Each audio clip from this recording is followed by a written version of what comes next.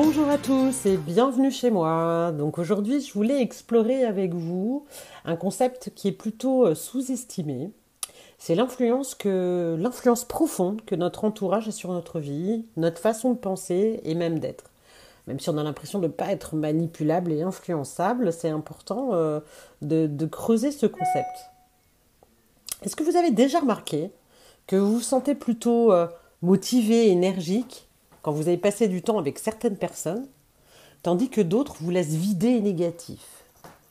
Et ce phénomène n'est pas finalement une coïncidence, il s'explique en grande partie par le pouvoir de l'influence sociale et le concept de la moyenne des 5 personnes. Je ne sais pas si vous avez déjà entendu parler de ce concept.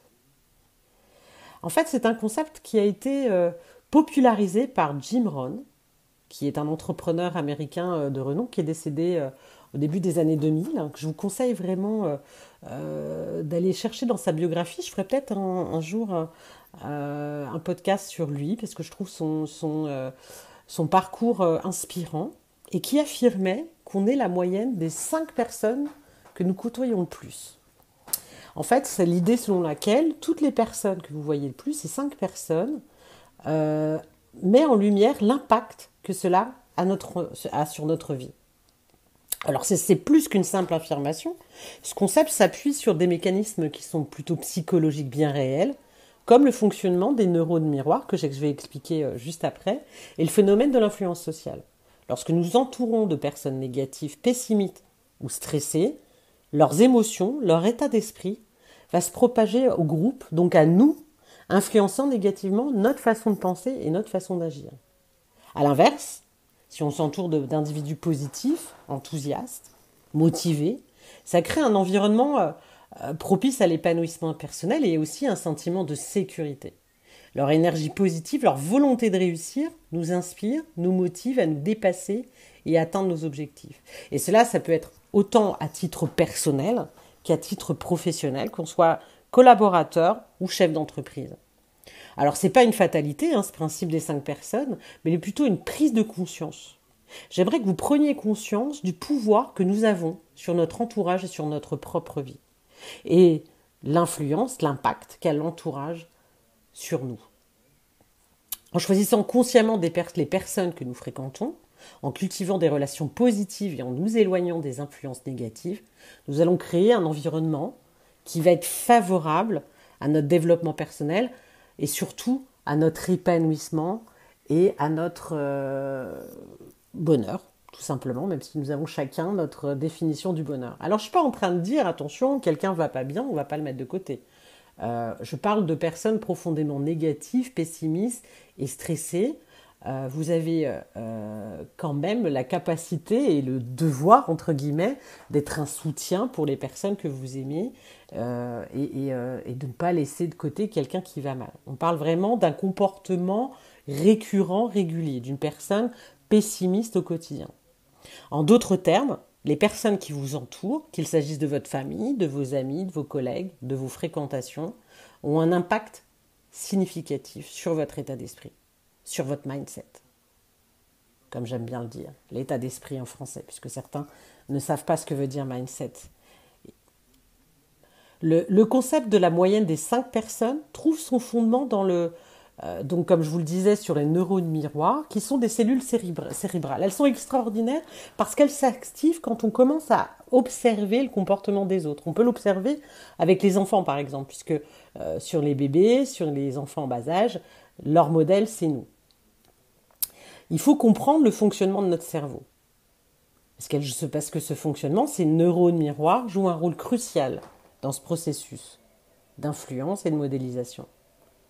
Lorsque nous observons le comportement des autres, qu'il s'agisse d'une expression faciale, d'un langage corporel, d'une action, nos neurones miroirs vont automatiquement s'activer, reproduisant virtuellement tout ce que nous voyons. Ça explique pourquoi nous avons tendance à sourire lorsque nous observons quelqu'un sourire ou à bâiller lorsque nous voyons quelqu'un bâiller. Alors cette influence peut se manifester de différentes manières. On peut adopter une humeur négative, la négativité ambiante peut nous contaminer, nous rendons plus susceptibles à ressentir de la tristesse, de l'anxiété ou du stress. Ça nous est tous arrivé d'arriver et de dire oula, j'étais bien et là je me sens oppressé. Ça peut baisser la motivation sur du long cours quand vous avez un entourage pessimiste qui va saper votre enthousiasme ou votre motivation, va vous faire douter de vos capacités, de vos objectifs, toujours, vous savez, les petites piques. L'observation de comportements nuisibles ou immatures et responsables peuvent nous inciter à reproduire nous-mêmes ces choses-là, nous influencer dans nos choix et nos actions.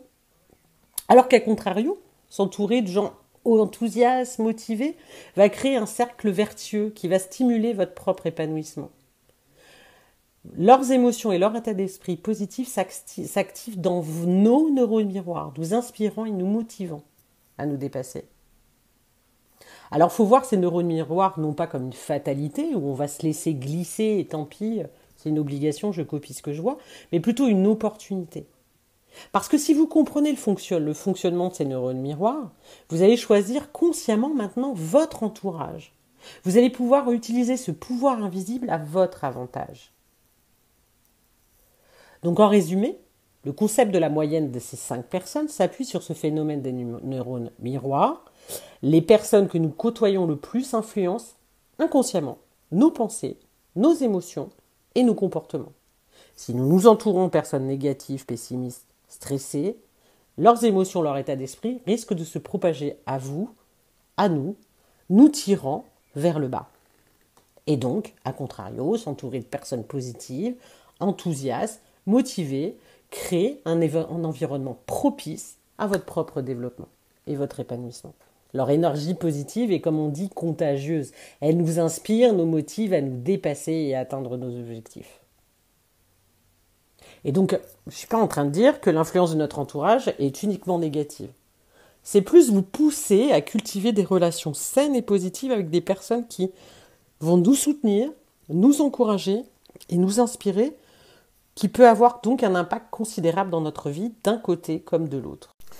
Alors, comment choisir son entourage ?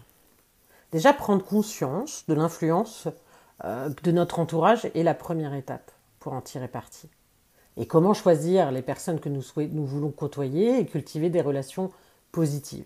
Alors, dans un premier temps, effectivement, je ne suis pas en train de vous dire, bon, alors vous allez prendre votre carnet d'adresse, lui il est négatif, lui il est négatif, non, lui je ne veux pas. On n'est pas en train de faire un critère d'évaluation. Je ne suis pas en train de vous dire, allez, on efface vos relations et on passe à autre chose. C'est dans un premier temps identifier vos valeurs, vos aspirations. Quelles sont les qualités que vous admirez chez les autres? Quel type de personne vous inspire et vous motive? Après, tout va dépendre si c'est au niveau personnel et au niveau professionnel. Définissez clairement vos valeurs, vos aspirations, ce qui va vous permettre d'aller dès aujourd'hui vers des personnes qui vont vous inspirer.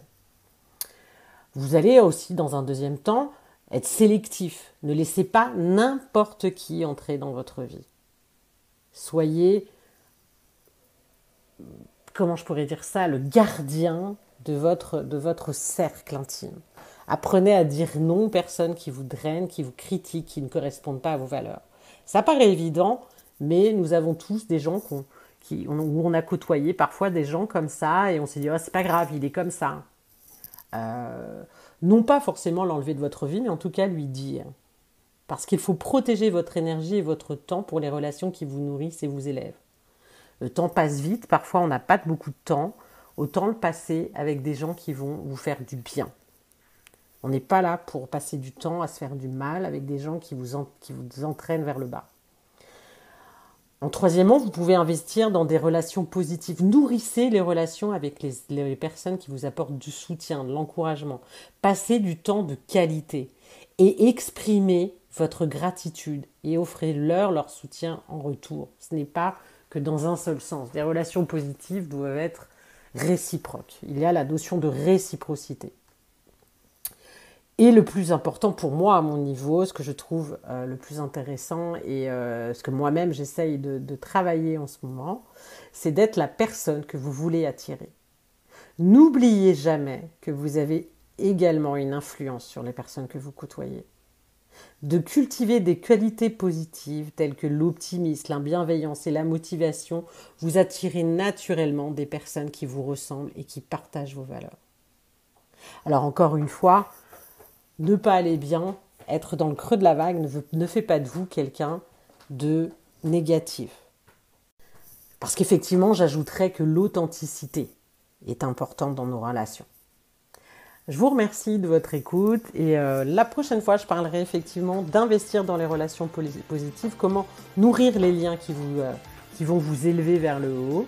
Je vous souhaite une très belle journée, soirée, matinée, week-end et je vous dis à très bientôt.